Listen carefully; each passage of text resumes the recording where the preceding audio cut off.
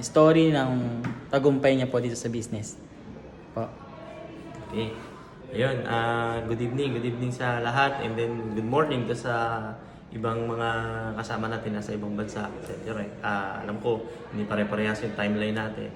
My name po is Orlando Pehi, isa pong entrepreneur ng One Uptime. Way back before, isang OFW from Taiwan and Canada. Siguro nag-iisip kayo, ay OFW, paano napunta sa ganyang klaseng negosyo?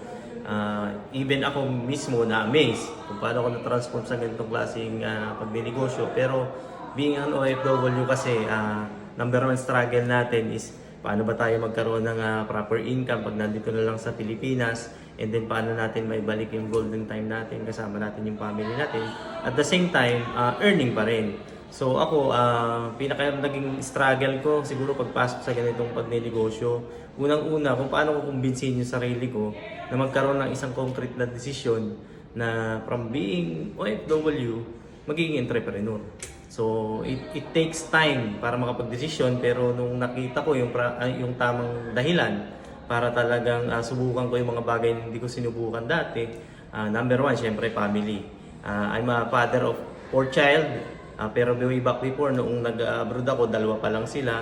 Sabi ko, hindi pa pwedeng masasayang na lang yung panahon ko na lagi na lang ako malayo, lumalaki yung mga anak ko. Hindi ko nakakasama, napapadala ko yung financial na suporta. Pero yung physical na presensya ko para i-guide sila talaga ng tama, hindi ko nagagawa. Kaya doon nagsimula yung 360 degrees na turn around ng decision ko. Sabi ko, kung may nakikita akong mga tao na umasenso sa ganitong business, bakit hindi ko subukan? Di ba? Wala namang kaming kaibahan. Kaya nila magsalita, kaya nila makipag-communicate sa iba, kaya magbenta. So sabi ko, kung susubukan ko yung mga ganung bagay, might as well yung naging resulta nila, pwede ko rin maging resulta. And then through perseverance, pakikinig doon sa taong nag-guide sa atin, yung mga bagay na hindi ko na pinangarap na kaya kong tuparin sa pag-abroad, sa ganitong negosyo nagawa ko.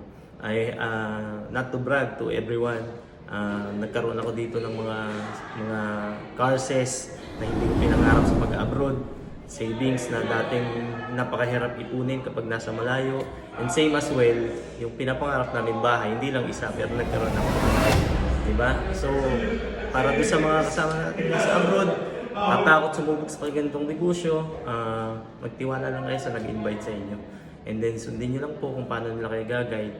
For sure, unti-unti mababago yung pananaw nyo sa ganitong negosyo, and pwede rin po kayong maging asensado. Diba? So yun po. Salamat!